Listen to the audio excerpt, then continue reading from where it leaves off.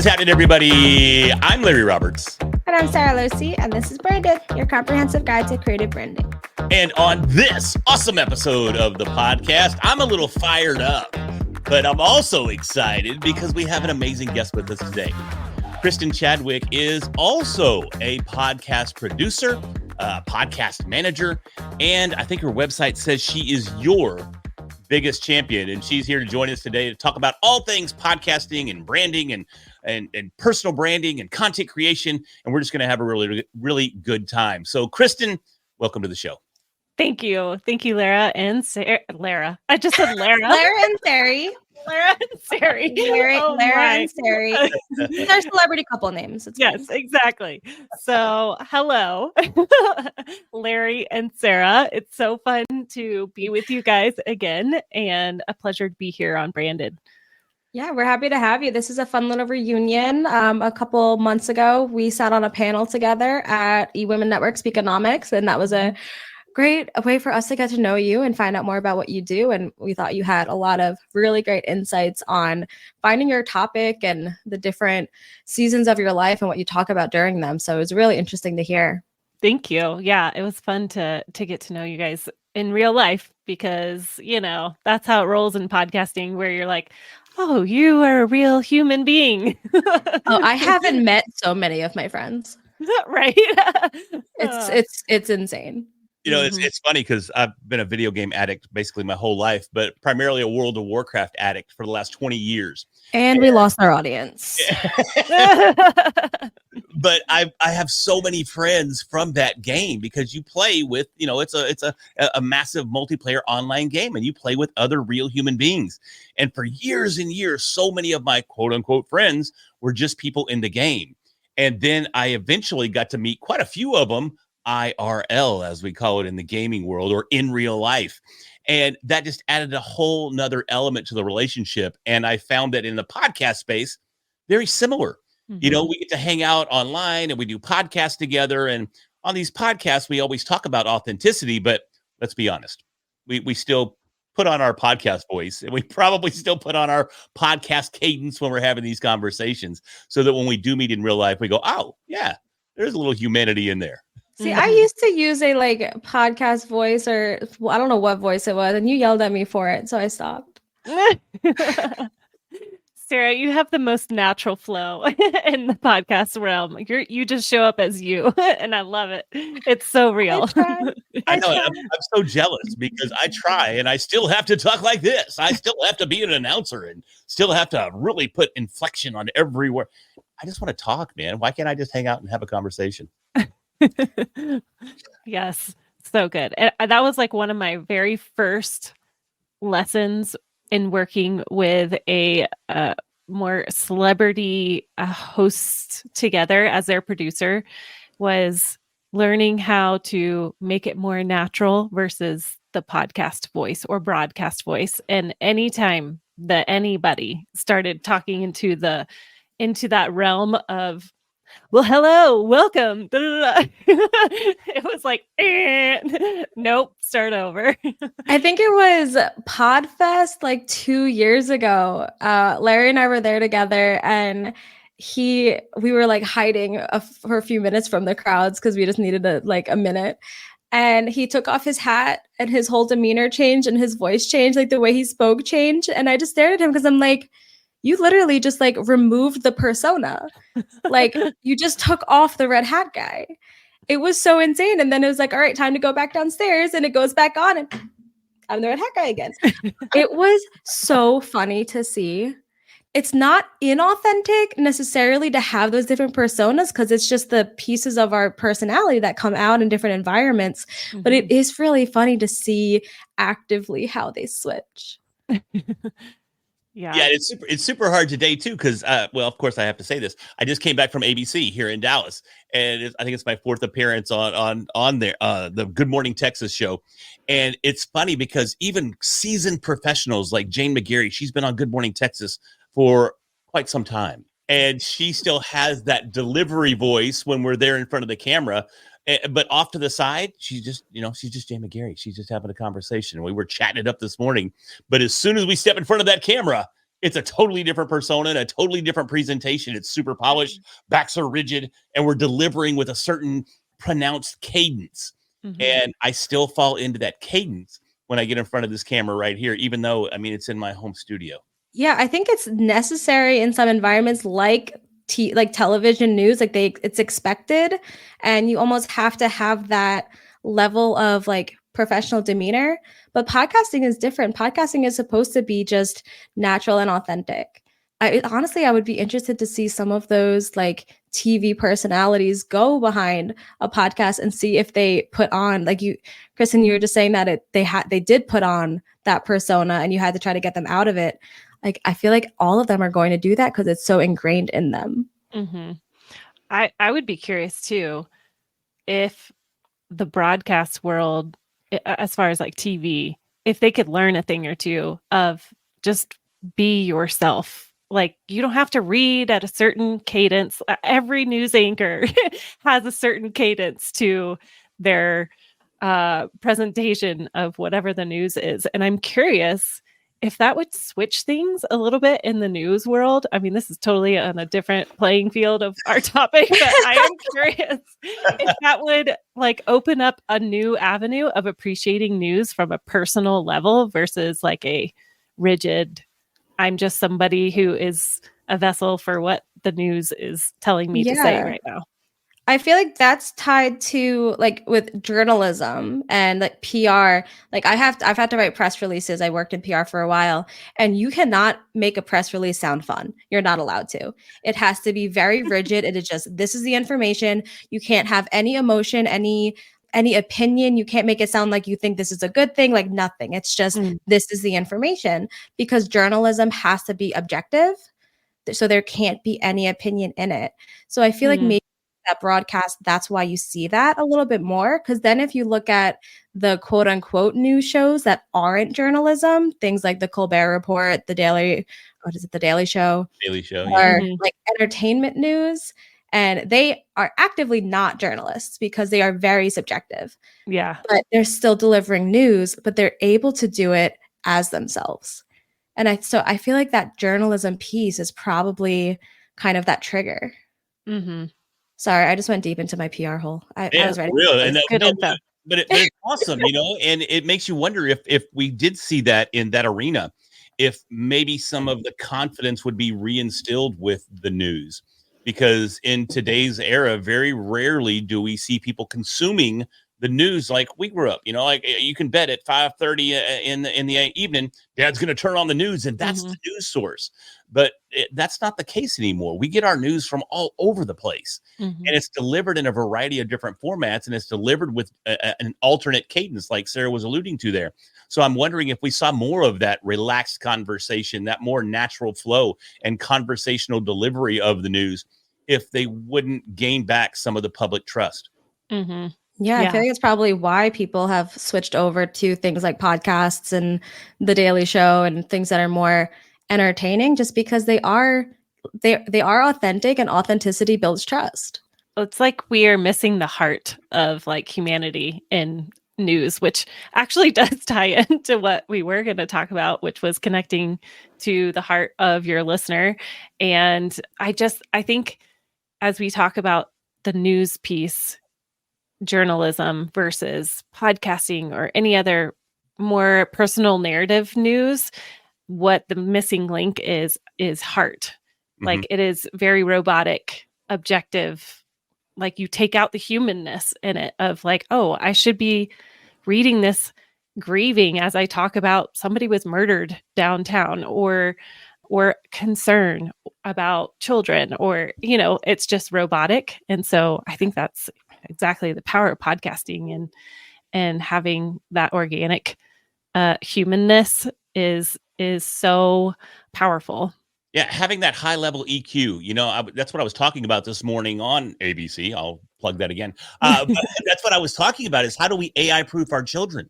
And, you know, with all the developments in AI and content creation, that's the one thing that can't be replaced. is that high level EQ, or that high level emotional intelligence, that high level of engagement with humanity, and having that heart and delivering it from that perspective, and being able to engage on a human level with a variety of people with very, very diverse backgrounds in extremely and very diverse settings. And having that emotional intelligence and that heart is really what's going to shape the future of not just our content creation, but even career paths going forward. Yeah, I think we see that in so many industries, and it's why I personally don't think AI is going to be replacing people the way that people seem to think it is. And there's been AI technologies forever. They're just so much more rampant now. I know, Larry, you talk about this in your presentations that it was coined in like the 70s or something. Actually, But the 50s. I think it was 1956 when the term artificial intelligence was coined. yeah. Wow. So it's been like that forever, but you can't replace the human aspect. Like when I worked in finance, like you can get all of your financial planning done online by an algorithm in 2 minutes, but that algorithm doesn't understand like your journey and what you've been through and what means the most to you, and you can't replace that. So I don't know. I think it's not going to be people getting replaced by robots. It's going to be the mundane tasks getting replaced by robots, and people being able to focus more on the people part, which isn't a bad thing, I don't think. Mm-hmm. Yeah, I totally agree. Absolutely. We have gotten very off topic. So I'm curious of Kristen, and let's get the focus back on you. yes. I appreciate what's going on here, because I think this is an amazing conversation. And we were even chatting. Oh, I see Profit First on your shelf up there. That's a great book. Highly recommend everybody read Profit First if you're a business owner. It'll change the way you manage your money. Yes. Nice little plug. And if you want to sponsor the show, by all means, out. And Sarah's pointing to her book as well. Open this Read book. that one too. Yeah, read that one too. It's going to be amazing. But Kristen, you were talking about, especially from a podcast perspective, how when you have people that are starting their own shows, they get on there and they have that cadence. What are some of the techniques that you use with your clients to help them talk more conversationally, to help them remove that outer shell or that protective tone that we tend to use when we go on podcasts? So there's a few techniques that, depending on their personality. So if they're somebody who thrives off knowing the plan of the episode, then I will work with them on, all right, so here's how you could create an outline so you know where you're headed, what the takeaways are going to be. Like you guys talk about, make sure you have takeaways for your people. And so with that, having some sort of structure that they can have freedom to look at that and feel at ease of, okay, I know where I'm going and I know the plan. And then there are people who maybe they need to write it all out and then they can press record. And I wouldn't necessarily recommend reading what every single word that you write, but making sure that you read over it and then they have that, okay, I know the direction I'm going now. And then there are people that in time, they can just press record and wing it and not have any notes in front of them, and they are set. So that's like the first part. The second part is once they're comfortable on knowing the plan, then to really, really picture sitting in front of a friend or ideally their ideal listener. Who are they talking to? So if I'm sitting here imagining I'm hanging out with you two, which is natural in our conversation, but in a lot of episodes, it's just me behind the mic and there's nobody else in the room. So it's my job for myself to coach myself or to coach a podcaster who is doing a solo episode to really sit for a second and imagine, okay, if I was sitting down right now in real life with a coach that is about to launch a podcast, they are nervous about what they're bringing to the table. I go through all of my pain points and what their passions are. What are they feeling in life right now? I think that's really key to relaxing into the conversation because you meet them again on a human level because you're speaking heart to heart.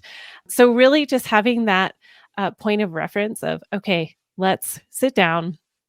Imagine our listener sitting across from us and how can we serve them if they were asking this specific question about their problem. So that would be my second thought. And then I think the third thing too is just practice, practice, practice. Get on as many podcasts, but also everyday stuff. Like I know for me, when I first started podcasting, I was really uncomfortable hearing my voice or even processing out loud. I am Same. such an internal processor. And so to be able to practice, okay, I have to get this out of my head in a way that makes sense. So even on walks, I would get out my voice memo and be like, okay, I am walking around the block and I'm just going to start talking to myself. And, and even that, just practice, practice, practice, practice in your car, on your mic, even working. Sometimes I'll put on my headphones, plug in my mic, and just talk to myself while I'm doing it. And it just gets you used to hearing your own voice. See, even just sitting alone in my house, like doing that, I would feel embarrassed. That is the level to which I hate it. But we actually dealt with this very recently with one of our clients. Dr. Leo is going to be launching a podcast, Mind Body Marathon, shortly. And he was struggling with doing the trailer. And he's like, I feel like it's robotic. I can't get myself to like get into that place where I could just say it naturally. But when I just talk to my wife about it, I feel like I say it the way I want to. So when he went to record his trailer one more time, I told him to have his wife stand behind the camera and have her there. So he is physically talking to her. And even like she can ask him the questions that he wants to answer in the trailer. So it feels like a conversation. And then we just edit her out. And I haven't gotten the recordings yet. I'm excited to hear them, but I can just tell that they're going to be so much more natural because it's just what he does every day. He's just having a conversation with his wife. Yeah, that's so brilliant. Thanks, I try. It's quite brilliant, and I'm going to hear about that later. So that was brilliant. I'm brilliant. I really am. But no, I've found that over the years that solo episodes are even harder than having guests, especially. And this is what a lot of people don't get. And I was having this conversation, man, I think it was yesterday with someone talking about the difference between recording a podcast in studio with a guest that's sitting right next to you or right across from you, across a table or whatever it may be, as compared to doing like what we're doing right now, having these conversations online. And it's an entirely different dynamic. Yeah. It's much easier to transition into a conversation when the other person is right there with you, because you have that opportunity to escape from the camera and escape from the lights and just engage with that guest. But to be able to create that like we're creating right now, I think, and I'm tooting our own horns here, but I think we're doing an exceptional job of just having a conversation right now. And I'm sure a lot of that has to do with the fact that we know each other IRL, but at the same time, we're experienced in doing this. So having these conversations online is a little bit easier. But by far, the hardest thing for me to do, or not anymore, but at first, when I first got started, was having that conversation by myself with the camera. And I felt so super, super cheesy looking at a camera and trying to have a conversation, because I'm like, this is so dumb. I sound like an idiot and I'm just mumbling and no one cares what I have to say. And I don't know what to say and I'm frozen solid. So one of the things that I did, and I think I've told this story before. I know I've told this story before, but I don't know if I have on the podcast, was, and I'm sure I have, because I have like 5 stories and I just recycle them for every day. I can tell all of them. But I used an event called NaPodPoMo, which is the National Podcast Posting Month. And you can go to NaPodPoMo.org and join in on the fun this year if you want to. But what you do is you commit to podcasting every day for the month of November. And since I was already pretty comfortable podcasting, but very uncomfortable in front of a camera, I decided to kind of up the ante. And I decided to go live on Facebook every day for the month of November. I don't know, it was 3 or 4 years ago when I did this. And by the time the event was over, not only had I gone live every day, but I was loving it and I was comfortable. And I'd noticed that some people were starting to watch. Some people were starting to engage. And I ended up doing it for 6 or 7 months until I got distracted or got busy or squirrel. Whatever. For some reason, I stopped. But it was what took me to the next level and allowed me to get comfortable in front of the camera. It was that repetition. It was that practice. And it was just sucking it up and doing it. Yeah. One of the things that we all learned at the event we were at together, I remember, Larry, you reacted so extremely to this because you thought it was the coolest thing ever. Apps like Captions and CapCut, they both have a feature. I think they both do. I know Captions does. They both have a feature called teleprompter, and you can actually paste in basically a script and then turn your phone, like your screen, into a teleprompter. So instead of like looking down or anything, you're looking right at it. It's right at eye level, and it doesn't look as much like you're reading. And we learned that from Brianna Day. Brianna Day. Yeah. We learned that from Brianna Day in her AI presentation. And it was just really interesting because I'm the same way. Like, I can't just talk. I feel uncomfortable and I run out of things to say. So having something like that, it doesn't work so much in podcasting, but if you're just doing content creation, you want to make a reel or a social video, having something like that is going to be really helpful in making you feel a little bit more comfortable. Yeah. That rocked my world too. Have you used it? I have not used the teleprompter, but I have used how she showed from AI to putting it into CapCut, and then creating the templates inside of there. So I ate that up too, because so one of my famous to myself and my husband, famous to those who matter. Yes, is I will say. So like I said, I'm an internal processor, and there's only so many words that will come out of my mouth at a time. So at the end of it, I will use the Forrest Gump quote and say, and that's all I got to say about that. So, and it's everything in me to not say it in the middle of recording a solo episode, because it just feels like, well, that's all I got. So I've literally ended presentations at conferences. I know PodFest was one of them, where I just said, yeah, I don't know how to end presentations. There you go. Yeah, she uses it all the time. And, you know, and it's funny because there's a guy that I watch all the time on YouTube. He's a movie critic.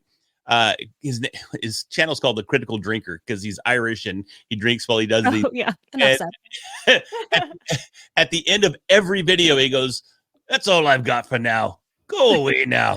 And that's how he ends it. He's like, "That's all for now. Go away." You know, and that's how he ends every video. So if that's your signature, then by all means, just find your own little signature that feels comfortable to you and use it. And that goes back to the, you know, tapping into the heart of the content that you're creating. That makes it uniquely yours. There's no definitive way to wrap a podcast episode.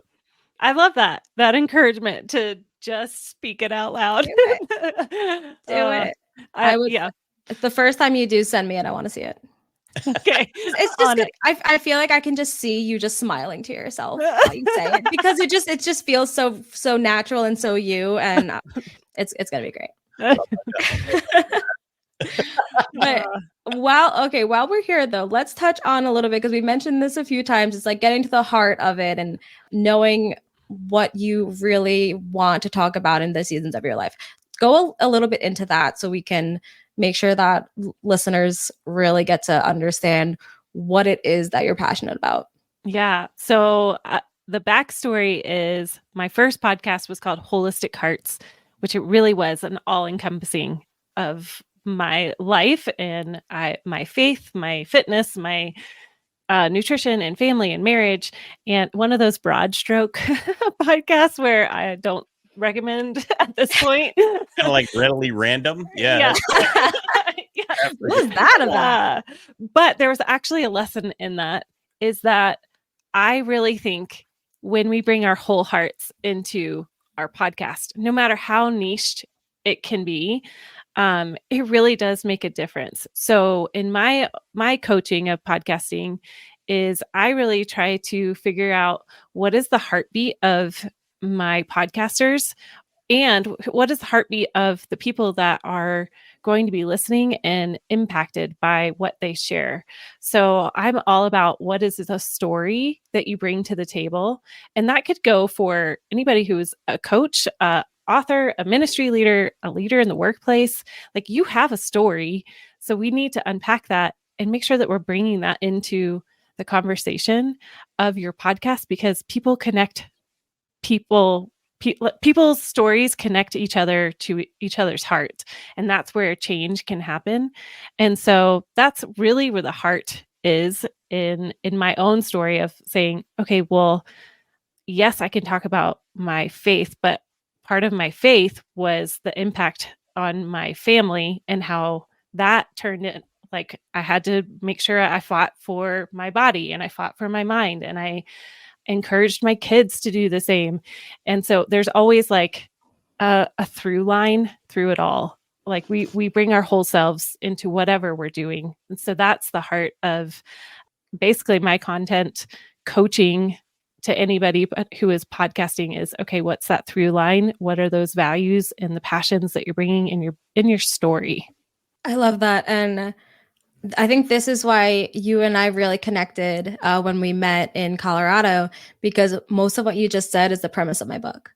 And that is, those are things that I'm also really passionate about, is just finding that story, because so many people just think that they don't have one. Mm-hmm. Because we have, like we were talking about, having the news and everything before, we live in a 24/7 news cycle. We're just constantly inundated with headlines. So if our story doesn't feel headline worthy, it doesn't feel like a story. But we don't need a headline worthy story. We just need a story that comes from our heart, is authentic, and has that ability to connect with other people, because that's where you're going to have that impact. I love that, Sara. I think too, part of my story was being hired by a good friend of mine, that celebrity couple. And what was fascinating in those 4 years of being their sole producer was that they kept inviting me into the conversation on air. And I'd be like, I am not famous. I do not have a famous last name. But they kept saying, but everybody wants to hear what you have to say. You're producer K. And it really taught me something, that very piece that you just said, that everybody has a story, even in the mundane everyday life. Like whether you're a young mom with little kids or you are an executive at a company, you've got that story to share, and everybody wants to hear that. So walking away from my first producer job after those 4 years and feeling empowered that, okay, I'm going to start my own podcast because I just heard for 4 years how important my voice was. And I'm starting to believe that's true. And so that in itself, like, I love your open this book concept, and I can't wait to read it, Sara. Oh, yay. Thank you. I will send you a copy. But no, I love that. And shout out to that couple for getting you here, because we're happy that you've made it to where you're at. But no, it's so true. And when we talk about forming connections between people, the thing that really forms those connections is shared experiences. And when I hear a headline on the news, it's probably not something I've experienced. And while it might be like heartbreaking, it might be inspirational, it might be whatever it is, it doesn't have that connection that one of those just mundane everyday stories have, because I've been through the everyday. And so those little moments in our life that we can look back on and say like, oh, that actually changed something for me. And pulling the value of what you learned in that moment, that's how you're going to have that connection. Yeah. And your story, Sara, is one that is so needed for women, especially younger women entrepreneurs in the workplace. Like, I feel like you bring so much empowerment.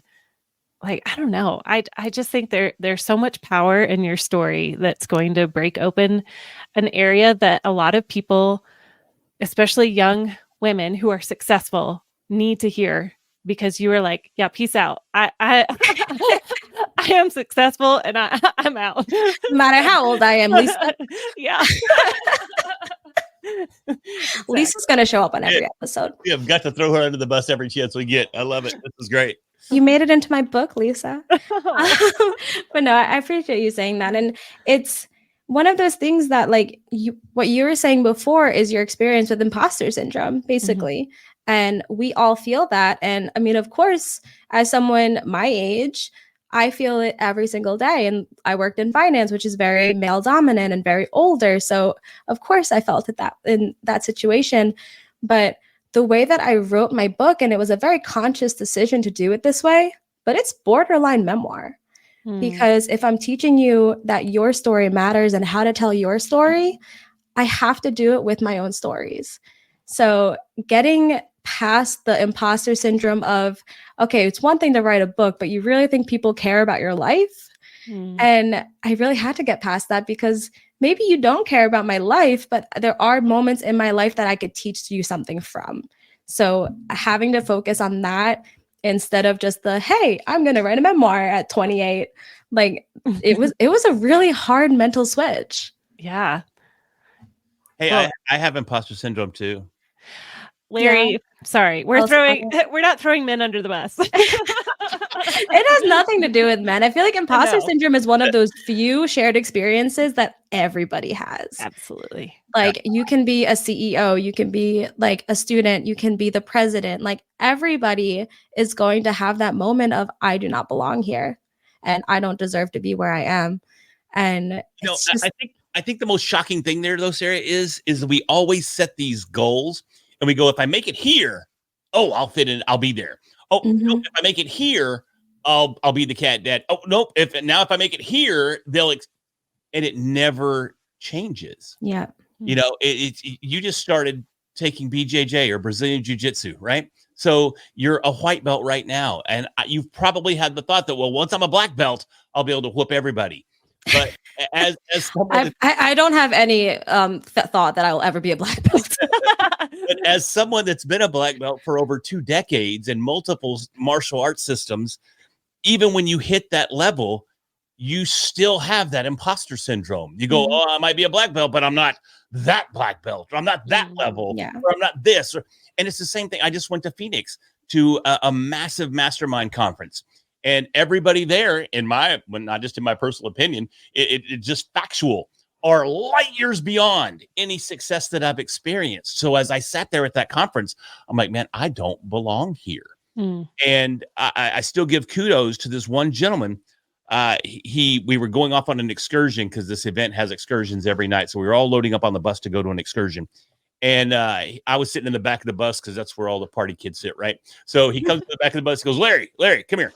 And I'm like, oh, crap, I think I'm in trouble, because I usually am when I get called out. But he took me to his seat and I sat down and he goes, hey, man, I was talking to a couple of folks and you expressed the fact that you don't really feel like you fit here, or you don't know how to engage in this level of conversation. He goes, but let me tell you something.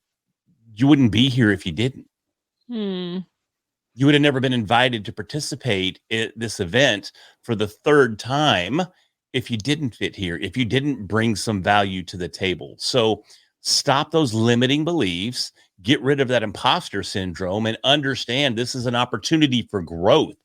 And I think if we were all able to step back and recognize that when we're feeling like imposters and we're feeling like we don't fit in and we're feeling like our story isn't enough, it's not that we don't fit in. It's not that we're not enough.